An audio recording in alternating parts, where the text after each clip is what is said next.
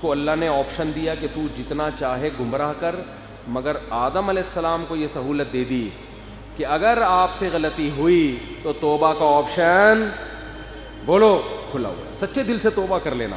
تبھی تو آدم سے غلطی ہوئی، توبہ کی، تو موسیٰ علیہ السلام نے ملامت کی تو آدم علیہ السلام نے اس ملامت کا فوراً جواب دے دیا کہ بھائی یہ ملامت بنتی نہیں ہے، کیونکہ توبہ کر چکے تھے۔ تو آدم علیہ السلام، شیطان سے بھی غلطی ہوئی، اکڑ گیا، آدم سے بھی غلطی ہوئی، شیطان نے کروائی، یہ نہ کھانا کھا لیا۔ قرآن کہتا ہے جیسے ہی آدم کو سزا ملی ہے، وہ سب سے پہلی سزا، ہم نے جنت کا لباس چھین لیا۔ وَطَفِقَا يَخْصِفَانِ عَلَيْهِمَا مِنْ وَرَقِ الْجَنَّةِ، آدم اور حوا نے مل کر اپنے جسم پہ پتے ڈالنا شروع کر دیے۔ حالانکہ میاں بیوی تھے، آپس میں کوئی پردہ نہیں تھا، لیکن اس سے پتہ چلتا ہے کہ میاں بیوی ہو کے بھی نارمل حالت میں وہ ایک دوسرے کو برہنہ دیکھنا پسند نہیں کر رہے۔ آپ خود اندازہ لگاؤ کہ جب میاں بیوی کے لیے بلا وجہ برہنہ ہو کے بیٹھنا، بلا وجہ، یہ اچھا حیا کے خلاف ہے، تو ایک عورت کے لیے اپنے جسم کو غیر محرم کے سامنے ایکسپوز کرنا یہ کتنا برا عمل ہوگا۔ میاں بیوی کا کوئی پردہ نہیں ہوتا، خام میں وہمی بننے کی ضرورت نہیں ہے، لیکن نارملی جب گھر میں نارمل رہتے ہیں تو پراپر ڈریس ہوتا ہے نا، وہ چڈی بنیان میں تھوڑی گھوم رہا ہوتا ہے آدمی، شرم آتی ہے اس کو۔ تو اسلام کس کو پروموٹ کرتا ہے؟ حیا کو۔ بے حیائی کو اسلام پسند نہیں کرتا۔ تو اب حضرت آدم اور حوا کو احساس ہو گیا ہم سے غلطی ہوئی ہے۔ قرآن کیا کہہ رہا ہے کہ آدم اور حوا کے دل میں ندامت کہ اب اللہ کو منانا ہے ہم نے توبہ کر کے، لیکن الفاظ سمجھ میں نہیں آ رہے کیسے منائیں۔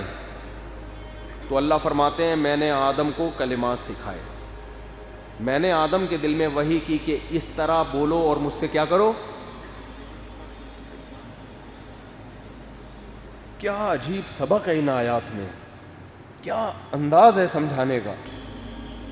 یعنی غلطی ہو، ایک جب غلطی کر رہا ہے اسے دربار سے نکالا جا رہا ہے اور وہ کہہ رہے ہیں مجھے قیامت تک مہلت دو، اللہ کہتے ہیں مہلت دے دی، یعنی اس کے عذاب میں اضافہ ہوتا چلا جا رہا ہے۔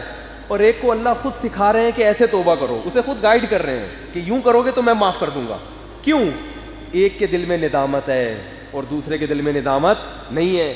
جس کے دل میں گناہ کر کے ندامت نہیں ہے وہ اللہ سے لڑ رہا ہے، اللہ سے لڑ کے اللہ کی رحمت حاصل نہیں کی جا سکتی۔ اکڑ دکھاؤ گے تو اور زیادہ عذاب آئے گا، اللہ کسی سے دبتا نہیں ہے، اور اللہ کے سامنے جھکو گے بڑے سے بڑا پہاڑ جیسا گناہ بھی اللہ آپ کے سر سے ہٹا دے گا۔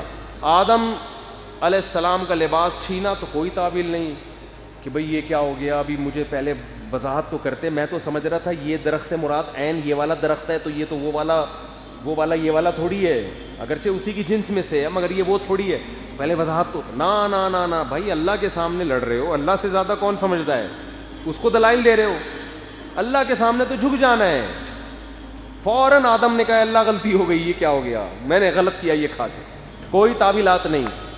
تو اس لیے بھائی حدیث میں آتا ہے کلکم خطاؤن، ہم سب خطا کار ہیں، وخیر الخطائین التوابون، بہتر خطا کار وہ ہے جو اپنے گناہ سے معافی طلب کرتے ہیں، اللہ سے معافی مانگتے ہیں۔